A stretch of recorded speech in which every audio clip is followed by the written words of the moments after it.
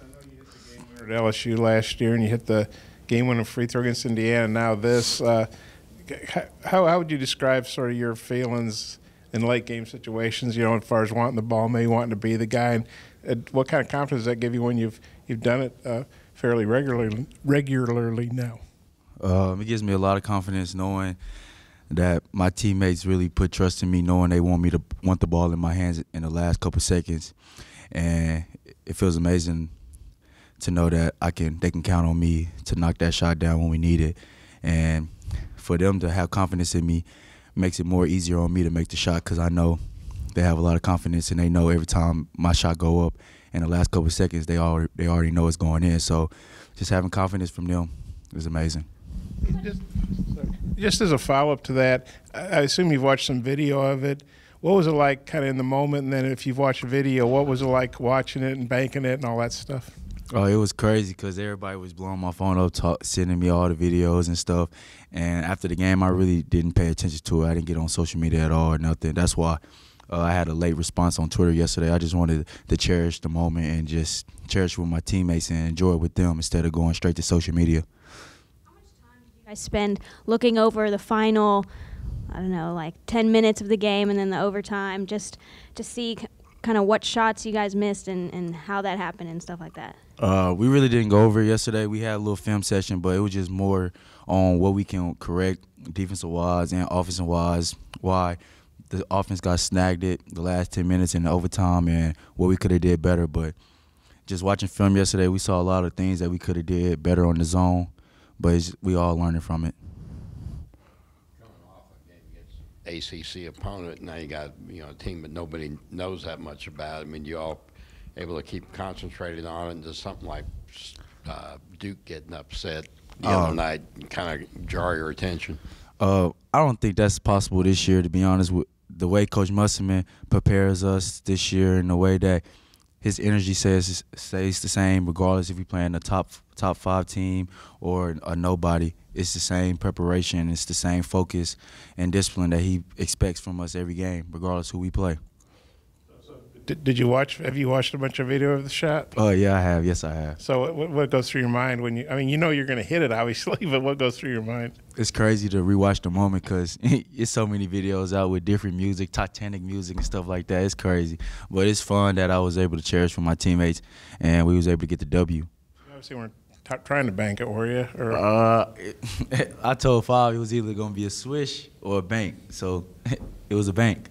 Either way. And then, Coach Musselman hadn't called a timeout yet through 6 games. And I guess Desi called one the other night, and you obviously have the TV timeouts. But what have you thought about the fact that he hadn't called a timeout yet? What do you make of that? I love it because he just let us play through the little momentum runs that the teams have, like Georgia Tech had. They went on like a 4 run in a late down situation in the game, and he didn't call a timeout. That was very surprising. And then we came down, and Desi made a tough layup that gave us back the lead. It's just the fact that he trusts us. His first year here is amazing. And to know that the work that we put in this summer and the trust that we didn't gain from Coach Musselman, for him not to call a timeout in situations like that on the road is incredible. Mace, I think after the game the other night, Muss said that the ball was in the right guy's hands in the last couple seconds. Just what do you think when he says something like that? In practice we always work on late situations, and he put the ball in my hands, and it's just crazy to know that he trusts a lot in me, and for somebody to trust a lot in you like that, you don't want to let him down. So I tried my hardest to make the shot, and I made it, and it was good to see Coach Musselman and the coaching staff happy because we wanted to win, and we owed them from last year, so it was good to go to Georgia Tech and get a W. A little off topic, but with Thanksgiving coming up, our viewers want to know what are some things that you're thankful for this year? I'm thankful for my parents, and I'm thankful for just the way that they have made so many sacrifices for me in my life, and they've always been there for the good and bad. And I'm just thankful for God because it's just crazy how life works in 1 year, and to see the difference between last year and this year, the team-wise, and just the things that we didn't expect coming to this year is crazy. We didn't expect Coach Muss, but that was a blessing. And then we didn't expect us to really be doing this good, like 6-0, and everybody thinking it's just crazy. Defense, everything. So I'm thankful for that, and I'm thankful for my teammates. So that's what I'm thankful for. Georgia Tech held y'all, without a field goal for a while into the second half and the beginning of the overtime. Were they doing anything different towards the end there? No, it was just a March Madness game. Like I said on the radio, it was just a crazy game. Who's going to get that last stop, or who's going to have the ball in their hands at the last minute? And luckily, we had the ball in our end at the last second, and we made a shot to win the game and go home. So I know you hit a game winner at LSU last year, and then the Georgia Tech game. Do you remember any other game winners that you've hit, maybe in high school, junior college? Not really. I'm just focused on Northern Kentucky. I know it was a good shot, but like Coach Musselman texted me yesterday, you got to be consistent. You got to be able to keep doing that every game. Do not get level-headed. Do not get big-headed. You hit other game winners no, before Arkansas? No, sir. Northern Kentucky on film and scouting reports. They have 3 left-hand shooters that can really shoot the ball. They're like 6 feet, 6'3", 6'4". So this game, they want to shoot a lot of threes, so we know we're going to have a lot of long rebounds, and we know they're going to like to run and get to the three-point line. So we got to make sure we work on transition defense today in practice and just make sure we get ready for Northern Kentucky. Yeah, no, I think it was the Texas Southern game, but one of those games, Eric took you out and didn't play like the last 13-something.